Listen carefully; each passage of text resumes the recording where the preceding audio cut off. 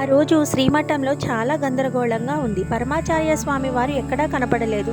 అంతమంది ఎప్పుడూ వారి చుట్టూ పరివేష్టించి ఉండగా, ఇంతమంది సేవకులు ఎప్పుడూ వారి చుట్టూ ఉండగా స్వామివారు ఎలా మాయమయ్యారు? ఇంతమంది శిష్యులు, కాపలా వాళ్ళు ఏం చేస్తున్నారు అని సీనియర్ మేనేజర్ కనపడ్డ వారందరినీ చెడామడా తిట్టేశారు. ఎప్పటిలాగే ఆ ఉదయం కూడా గడిచింది. మామూలుగానే మహాస్వామి వారు తెల్లవారుజామునే లేచి స్నానాదులు కావించి రోజూ చేసే గంట జపం ముగించి త్రిపురసుందరి సమేత చంద్రమౌళీశ్వర ఆరాధన చేసి వచ్చిన భక్తులందరికీ తీర్థప్రసాదాలు ఇచ్చారు. మరలా స్నానం చేసి అనుష్ఠానం చేసుకొని భిక్షకు వెళ్లారు. అంతే. తర్వాత వారు ఎవరికీ కనపడలేదు. జరిగిన విషయాన్ని తెలుసుకుని సీనియర్ మేనేజర్ అగ్గి మీద గుగ్గిలమయ్యారు. ఇద్దరు సేవకులు ఎప్పుడూ స్వామివారి వద్దనే ఉంటారు. ఒకరికి ఆరోగ్యం బాగోలేకపోవటం చేత విశ్రాంతి కోసం వాళ్ళ ఊరు వెళ్ళాడు. ఇంకొకరు తన తండ్రికి శ్రాద్ధం పెట్టడానికి ఊరు వెళ్ళాడు. స్వామి గురించి పూర్తిగా తెలియని కొత్తగా చేరిన అంతరంగికుడు స్వామితో ఉన్నాడు. స్వామివారు భిక్ష స్వీకరించడానికి వెళ్ళగానే ఇతడు ఒక కునుకు తీద్దామని వెళ్ళాడు. భిక్ష తర్వాత స్వామివారు ఒక చిన్న గదిలోకి వెళ్ళి వెదురు చాపపై పడుక్కొని చాపని చుట్టుకున్నారు. ప్రతి ఒక్కరి మొహంలోనూ ఆందోళన కనబడుతోంది. సేవకుణ్ణి అడిగితే కాస్త కునుకు తీయడానికి వెళ్ళాను, నాకు తెలియదు అని చెప్పాడు. ఏం చేయాలో ఎవరికీ పాలుపోవటం లేదు.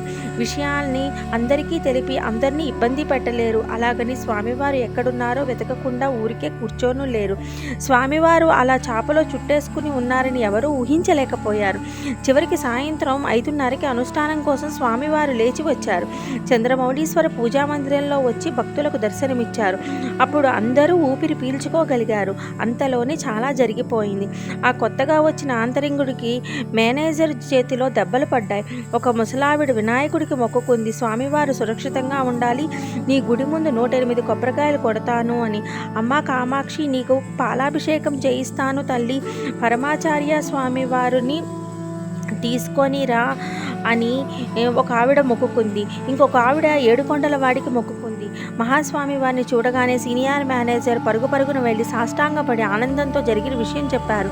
మీరు కనబడకపోయేసరికి మేమందరం అల్లాడిపోయాం. మీరు క్షేమంగా ఉండాలి, అందరూ మొక్కుకున్నారు అని చెప్పాడు. అందరూ నా కోసం మొక్కుకున్నారా? మర్చిపోకుండా మీరు మొక్కులు తీర్చుకోండి. నేను 100 ఏళ్ళు బతుకుతాను, మీరేమీ భయపడవద్దు అని అభయమిచ్చారు. తర్వాత స్వామివారు ఆ కొత్త సేవకుడిని పిలిచి సమాధానపరిచారు.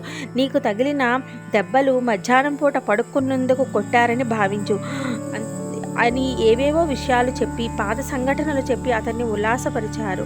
అపార కరుణా సింధుం జ్ఞానదం శాంతరూపిణం శ్రీచంద్రశేఖర గురుం ప్రణమామి ముదావహం.